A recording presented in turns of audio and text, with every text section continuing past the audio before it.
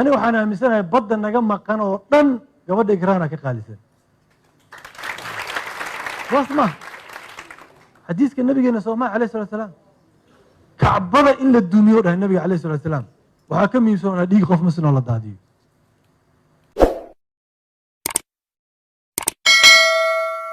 وحلا عليه وحي صاحبك يوسف حسن أو شاقي أدي أنا عافس لقد البضي أنا عند البضو أدي وحي قد عين أما ضد وحي قارين أنت اسمه كان كجدبو runtii arrintan Soomaaliyeed ay istaagtay sida la sheegay oo murankii nagala dhaxeeyay badda annaga iyo Kenya waa masanta imaam xasan waa saaxiibkay waan imaamkii Soomaaliya waxay rabtay in aan tagno maxkamadda adduunka Soomaaliya waxay rabtay in annaga iyo dawladda dariska aan nahay ee Kenya baddeena oo kala xadeeyo حدينتاسنا لو مرو حبك شرعي عالمي او ان حريقينتا لغا جيدو بريغا او ان بدا لغا جيدين Soomaaliya waxay rabtay in dhulkaas lagu muransan yahay oo anaga Kenya naga dhaxeeyo oo 125 kilomitir square inuu xaqeena soo maro Kenya waxay rabtay oo ay sheegatay in xadka waa hore ay calaameysatay Soomaaliya ay ka aamustay sida inta laga sheegay 1979 kii calaamaysanay tiri 89 kii calaamaysanay 95 tii calaamaysanay 2005 tii calaamaysanay Soomaali nagala hadashay ma jirin oo wanoo aamusay Soomaalidii taas daraadeed hana loo xukumo cid waxaan ugu haysato malay maxkamadda la tagtay markii hore horta waxay diideen in maxkamadda aado oo waxay tiri siyaabo kale aan ku kala baxno maxaan ku kala baxaynaa wada hadal maxaan ku kala baxaynaa oo kale maxkam African Union ka noo garsooray dheen oo midowga Afrika anagii Soomaali ka tirsanaa waxay kaloo xataa soo jeediyeen special tribunal wax la yiraahdo oo CLC da Commission of the Law of the Sea ee hadda u qaabilsan UN ka badda ay sameey kartaan loo sameeyo Soomaali intaas oo dhan ma ogolaanin Soomaali maxkamadda caalamiga ee cadaaladda adduunka ay dalbatay taas la aaday وانا رون مدحوينه حسن شيخ xilliga uu madaxweynaha ahaa ayaa dacwadaas la geeyay maxkamadda caalamiga nagii Kenya isma dagaalsanay wax dhib hadda naga dhaxeeyna ma jirin xoolaysana ma jirin sida la isugu kiilaayo la isugu miisaayana ma jirin marka waxay tusaysaa in la isqabto oo cadaaladda adduunka la aado macnaheedu ma aha in la isdagaalo qasab ma aha in la isdagaalo madaxda dalka joogta laga rabo cidna la dagaalin oo cidna aan dhibaato u keenin inay hanaan diblomaasiyadeed iyo hay'adaha caalamiga ay aadana laga rabaa maxkamaddii waa tagtay waxay sheegatay waxa ayada inay leedahay waa inaan mid ogaanaa maxkamadda markay xukunka ridaysay intiina badanaa laga yaabaa qaadiyadda Maraykanka ee ahayd ee maxkamadda go'aankeeda si hal saac ku dhawaad ay hadlaysay 79 page oo dokumenti akhristay 200 iyo dhowr article ku qoran ama qodob intaas waxa la dhageysanayay wuxuu ahaa go'aanka ay ridayso qaadiyadda la sugayay oo beesh ugu dambeeyay ku qornaa Kenya waa laga diiday waxay sheeganayso dhan waa laga diiday waxay sheeganaysaa xadka in la calaameeyo lama calaameynaan la yiri Soomaaliya naguma qabsanay tiri waa in ku qabsataa la yiri Soomaaliya inay ku qabsanayna macnaheedu maaha inay ogolaatay maaha ayaguna waxay rabeen aamusnaanta inay ogolaasho ku fasiraan waa laga diiday meeshaas waa meesha MOU-ga 3 jeer oo faa'iido noo lahaa meel kamida waxa waaye inaan badda ka muransanaha ku qorneed waxa la yiri MOU ku taala in meesha muranka jiro oo la ku qabsaday waa la ku qabsadaa ku taala la yiri MOU-gu wuxuu kala faa'iido u lahaa wax la yiraahdo continental shelves oo qalfood qaaradeedka ka xageeya economic zone-ka inaan 350 kilomitir aan helno oo markaas deadline-keeda dhacay runtii in laga gaarsiiyay baarlamaankii anagii saaxiibkeena dheer aan ka wada tirsanaa nafteeda waan ka tirsanaa maalintii la diidayna waa dhex taagnaa waana la yaabanaa laakiin baarlamaankii ku xigay jawaari gudoomiyaha ka ee sagaalaad yaa markii looyaradii imaadeen soo celiyay MOU-gii sababtoo waa laga maarmi waayay haddii la diidi lahaa kenya waxay ku marsiyootay soomaaliya objectionkii inaana isdiidin annaga ayaga inaan qalfood qaareerka xaraysano soomaaliya baarlamaankeedaa diiday taasi looga baxsadaa baarlamaankii ku xigay ayaa soo celiyey MOU-gii maadaama ay looyaradii dalbadeen arrintaas iyada ah waa marka labaadoo faa'iidada lahaa oo aan ku helnay 350 mayl oo continental service waxa la yidhaahdo yaan ku helnay waa faa'iidada saddexaad wuxuu ahaa wuxuu iidda u furay in maxkamadda la aadi karo oo ah inaan wada hadalnay annagii kenya oo wada hadalkii annaga hal fadhi inaan yeelanaan jeclahay ma hubo wasiiradeena la weydiinaa markaas jiray laakiin xukuumaddii naga dambeysay madaxweyne xasan sheekh waa hubaa wasiirkeeda arrimaha dibadda baylo markaas ahaa mar inay kenyaanka wada fadhiisteen mar kaloo la ballansanayna ayagaa gooyoo diiday weliba waxay dhaheen soomaaliya ma tegi karna jabuutiya lagu ballamay ka baaqsadeen waxaa loo cuskaday in la wada hadlay oo wada hadalka kenyaanka marka waxay dhaheen arrinta wada hadal keliya lagu xalinaa maxkamadda uma le awood inay gasho laakiin waa laga diiday waxaa la yihi waa hadalkii waa soo dhammaaday marka maxaan haysanaa MOU-gaas marka 3 arrin oo soomaaliya u keenay in maxkamad aan tegi karno keenay in aan ku qabsanay kenya wixii ay sheeganaysay 4 jeer oo hore laga soo bilaabo 79kii ilaa laga soo gaaro 2005tii 2009kii aa muran la geliyey dad waxay arkayeen muran gelinta inay xumaan tahay laakiin waa lagu faa'iiday hadda markii maxkamaddii la tegey 350 maylna waa ku soo helnay waxaasoo dhan oo wanaaga adoo qabanaya aamina si fiican u sheegtay xildhibaanadda waa sidii nebi yuusuf oo kale isagoo la dulmiyo ceelka lagu riday walaalihiis ay ceelka ku rideen ee haddana waxay lahaayeen awba walaalkiisa tuug ahaa jiray ay lahaayeen sida la sheegay laakiin maxaa meeshaas marka annaga aan ka baran karnaa arrintan guushii waa timid waa soo hoyanay dad badan oo hadda waxaa arkaa horta dadka wareeriyey ya waxaa maqli jiray culumo aana wareerisay dadkoo dhahaya dadka waxaa wareeriyey ka horta kuwa aqoon-yahanka sheegana kuwaasa dadka wareeriyey mid walba waa soo istaagaa wuxuu ku leeyahay kayskan saan waaye intay ka dhacday wax inta badanna waxay ku hadlayaan waa theory la yidhaha dhagar maleeg conspiracy theory la yidhahdaa dhagar basi ay maanta o dhan waxooda ku dhisan yihin wax mala awaala isaga dhisan yihiin MOU-ga waa 1 page iyo bar ingiriis simbalaa ku qoran xataa ingiriiska adag kuma qorno oo sharciga adag xataa kuma qorno qof kasta oo luqadda ingiriiska yaqaana akhri karaa fahmi kara nin baa kuu soo istaagaya saas weeye professor hebelaa la yidhaahdaa arrintaasaan waaye kuwaas dadka horta waa wareeriyeen siyaasiyiin sida la sheegay dan lahna dadkii waa wareeriyeen oo isla hebel ku qalloocina dadkii waa wareeriyeen dadkii caamadaha marka waa la wareeriyey ayagu dembi ma laha oo aqoonyahaankii iyo siyaasiyiintii aa wareeriyey laakiin meesha wax dhib badan maba oolinba runtii haddii la fiiriyo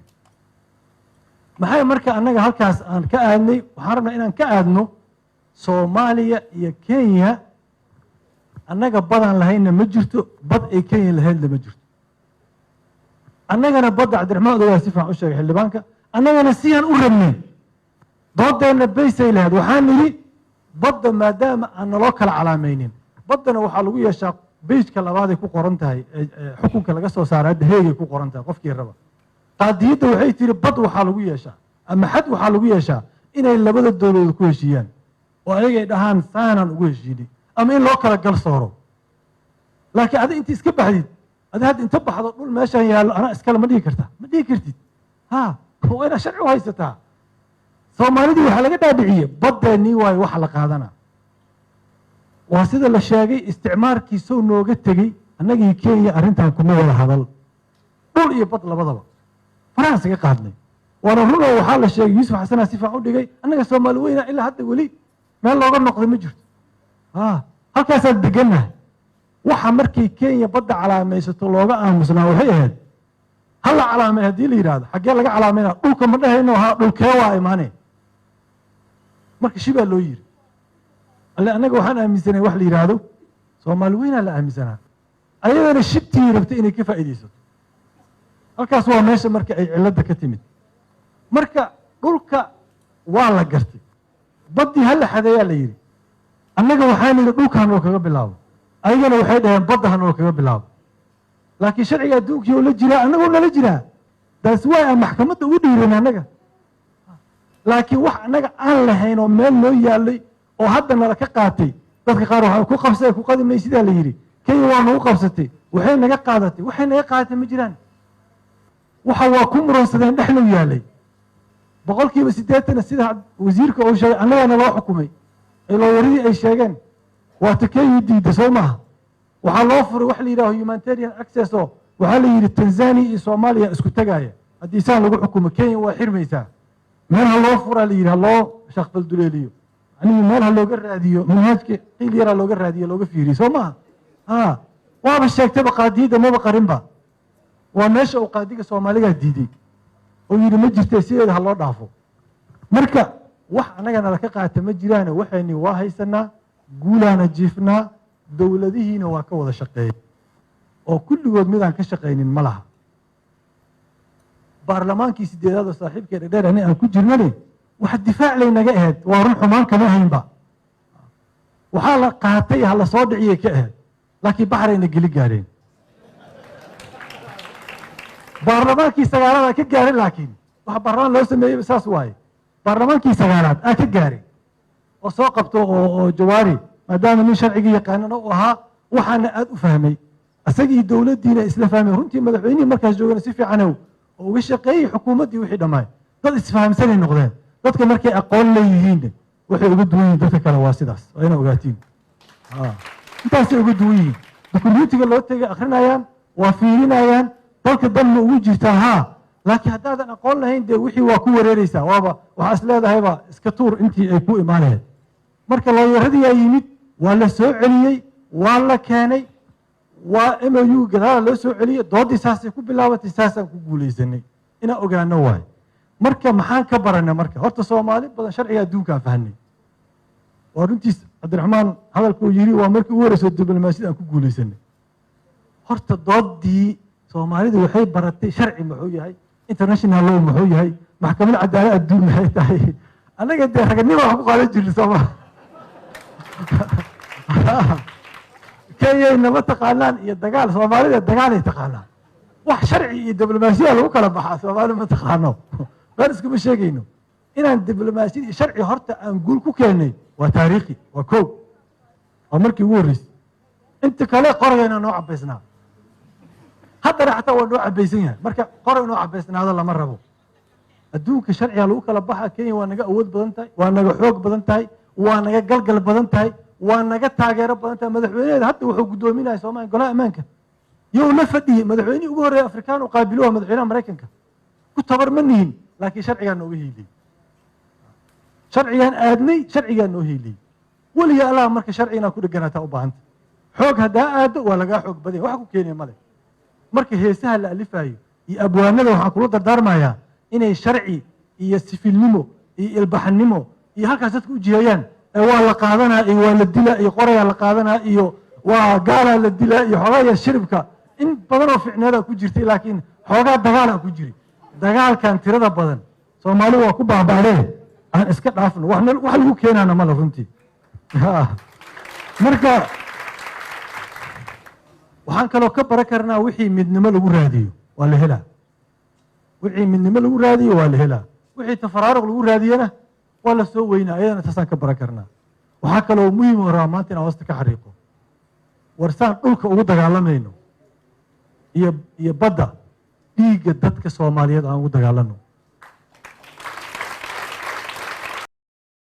dhan gabadha ikraana ka qaalisan wasma xadiiska nabigeena Soomaaliya alayhi salatu wasalam kacbada in la dumiyo dhahay nabiga alayhi salatu wasalam waxa ka miisoona dhiig qof muslim la daadiyo annaga dhiigga iska daadinay ee dhibaatada isu geysanayno iyo sida maalin kasta hadda waa kan shalay aad markaan 1000 qofood oo la dilay la xusaayay oo loo baroor diiqay war dhiigga iyo dhulka yaa qaalisan dadkii dhulka horta yaa qaalisan horta anaga conceptigeena qaldanba war dhulka dadka ka qaalisan ka xurmo badan dhiigga dadka ka xurmo badan dhiigga dadka ka muhiimsan dhiigga dadka ka fiican sida aan badda u raadinayno waa inaan dhiigga qof kasta oo la dulmiyo u raadinaa ka ikraana aan ka bilownaa soo samaha laakiin markaan dhiigga yaraysano dhulka qiimo ma leh muwaadinka ka muhiimsan wax walba muwaadinka ka muhiimsan fikirkaas waa inaan ku celcelinaa laakiin annaga waxaan la ka dhigaa haddaa aragto qofku dhahaya dadka iyo dhulka muhiimsan waa keligii talis iska jir ha ku sirmin dadka iyo dhulka dadkaa muhiimsan dhiigga dadkaa ka muhiimsan dhulka saasay diinteenna noo sheegaysaa saasay bini aadanimada noo sheegaysaa saasay qiyamka bini aadanimadana sheegaysaa qofka bini aadankaha muhim ah marka waxaan u baahannahay inaan midnimo wax ku wada raadino dadka hadda kusii jira marka waxaan aad uga xumahay runtii dadka weli biyaha calowga kasii kaluumaysana habeen dhawada waxaan dhegaysanaha madaxweynaha xilkiisa dhammaaday dadkii inta ka hadloo dhan kaalintiisa waa abrishiyeed gareeyeen oo hadda ugu dambeysay doorkiisa waa loo wada sheegay laakiin asaga wuxuu isku dayay arrintii inuu kaga faa'iidaysto oo biyo calowga ka dhex kaluumaysto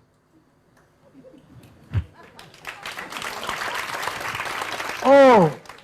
MOU-gii dadnimada waxay ku jirtaa ama decency-ga wax la yidhaahdo ama dadnimada waxay ku jirtaa qofka aa siyaasadda isku haysaa xataa guushiisa inaad qiri kartid qof asaga u diida male guusha dadkiioo isku dayan oo dhaho baarlamaankiisdeedaa u mahad celina war baarlamaankiisdeeda waa ka hadda la sheega waa qaldanay asaa taaganba oo waa qaldanay leh maxaa uga mahad celinay tusaale ahaan haddeertaan anigii dhegdheer baarlamaankaasaa ku wada jirnay waxaan saxiixnay heshiis sharci la yidhaahdo dhaxal dhowr maxaan ku qornay mataqaaniin inay dowlad soomaaliyeed ay shacabka soo doortaan keliya ay ka hadli karto arrinta badda iyo dhulka dowladdii xasan sheekh maxamuud iyo dowladda farmaajo madaxda ka yahay shacab maa soo doortay hadday badda ka aamusi lahaayeen ka warran dhaxal dhowr waa qaldanaa heshiiskaas sharcigaas baarlamaanka waa qaldanaay waa heli karti waxaa ku qoran dowlad dadka soo doortay war dowladda soo goormaan gaaraynaa waxaynu waa wada tegi rabaa ya marka fiiri caadifadii emotiona wax lagu gaaray war baarlamaankaas go-aankiisiina waa qaldanay waxaa ka daran wallaahi madaxweynaha waa ogyahay farmaajo waa ogyahay markuu hadalkaas jeedina inay baarlamaankii go-aankiisa qalad ahaa waa ogyahay sababtoo looyaradiia u sheega waa ogyahay laakiin dadow ku xume isleeyahay xaggaasuu ka baxay ra-iisul wasaarihiisii ku laabay kenya igu soo dirtou dhahay ra-isul wasaaraha oo goormay kuu diraysa kenya xagga uu ka aaday madaxweynihii jubbaland axmedoobe oo la koray war waxaas dadnimo maaha maantaasoo kale waa maalin guuleed waa maalin la isku wada tahniideeyo waa maalin guusha la wada sheego waa maalin midnimo la muujiyo waa maalin xataa dowladda dariska ee aan guusha ka helnay loo muujiyo inayse guushaas iyo waxaas ay tahay wax kale annaga ayagana daris aan nahay waxa naga dhexeeyana ay ka badan yihiin waxaan isku diidanahay leadership kaas waaye hoggaan kaas waaye hoggaankaasaa la yidhaahdaa ee hoggaan afkiisa iska aarsanaa cidduu arkana ku boodaayo maaha waa ilaahay mahadiis oo xasha sheekh soo reeb inuu mahad celiyo intaasaa ma la yaabana aniga marka waxaa muhiim ah midnimo soomaaliya waxaan ku weyno ma ku helayno tafaraaruq waxaan rabaa inaan kusoo gabagabeeyo dalka wuxuu ku jiraa xaalad aan lagu fiirsan karin haddaan rabno inaan waxayna dhacsanno adduunka derisnimo kula noolaano horumar gaarno dowladnimadeenna ay bilanto waxaan u baahannahay dowlad keliyana badbaadi kara war ilahan ku dhaarshay qaran ildihiisa ballaqan yihiin dowladdiisana itaalkaa aragta ay leedahay dadkiisana oo qeybsan yahay miya adduun la tartami karaa lama tartami karaa waa ficneed habeen dhoweed markii oo madaxweynaha xilkiisa dhammaaday ciidankii booliska calankii booliskii calankii militarigii gaashiis lasoo dhoobay waxay calaamad ka tahay ciidan aan leeyahay sooma ciidanka xaguu joogaa dowladda aan ishaynaa ammaankeena ilaalisa oo 3 kun oo ciidan dalka soomaaliya gudihiisa ka joogaan marka in lagugu qoslo markaad adduunka fagaaraha joogto in lagugu qoslo maaha in lagugu qoslo maaha adigana in asgeysa maaha meel lagugu qoslaayo waa inaad xishootaa saas daraaddeed dowladdeenna itaal ma leh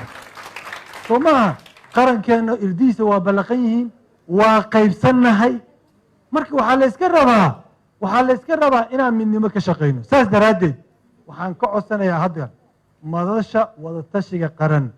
oo ay ra-iisul wasaaraha hogaamiyo ma fahamsantihiin dalka xaaladdu ku jiro dalka firaaq dastuuriga ku jiraa ganacsigii waa dhaqaaqi laaya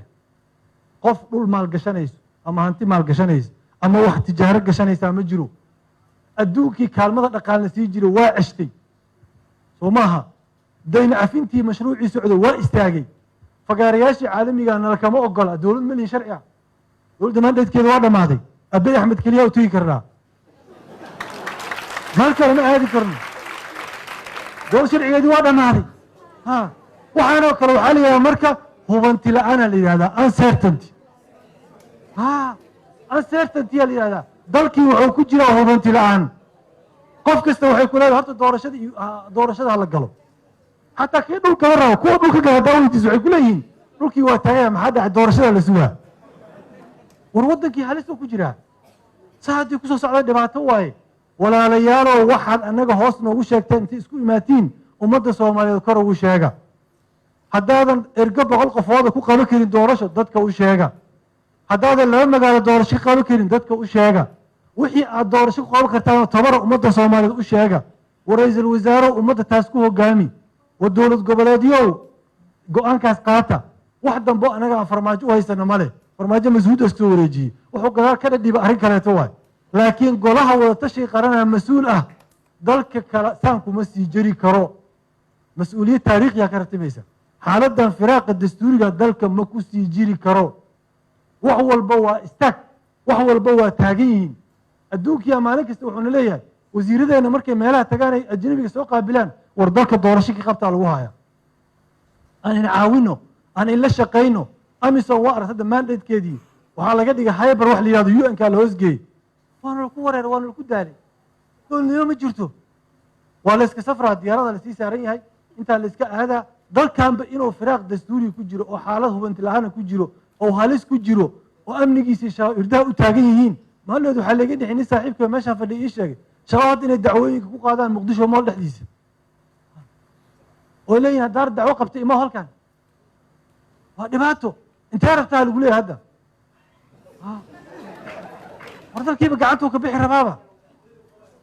waaba ka cabsanaynaa in madaxtooyada ku qabtaan marka dambe. dalkii gacantuu ka bixi rabaa. waxaa la iska rabaa mas-uuliyaddaas madaxda dowlad goboleedyada waa imaqlayaan. mas-uuliyaddaas inay qaataanaa laga rabaa.